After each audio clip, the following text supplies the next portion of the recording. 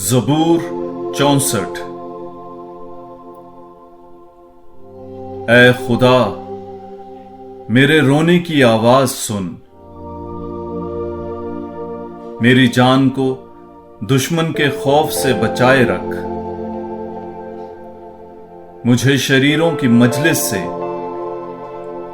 اور بدکرداروں کے ہنگامے سے محفوظ رکھ، جو اپنی زبانوں کو تلوار کی طرح تیز کرتے ہیں، بلکہ تیروں کی طرح اپنی تلخ باتوں کا نشانہ لیتے ہیں، تاکہ کمین سے معصوم کو ماریں،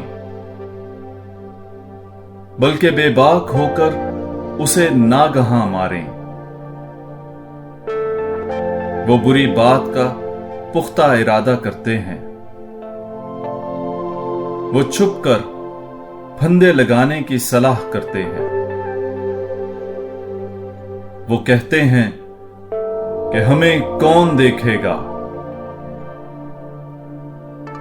وہ شرارتیں سوچتے ہیں، اور جو تدبیر انہوں نے سوچی ہو اسے چھپاتے ہیں، اور ہر ایک کا باطن اور قلب عمیق ہے،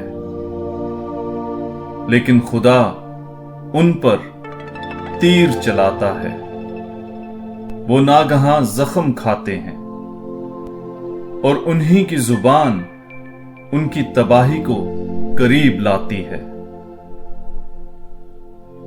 جتنے انہیں دیکھتے ہیں وہ سب سر ہلاتے ہیں،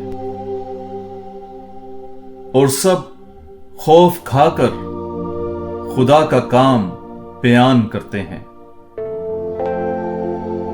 اور اسی کے امور پر غور کرتے ہیں۔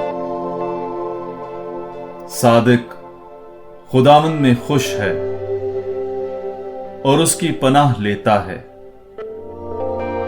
اور تمام راست دل فخر کرتے ہیں۔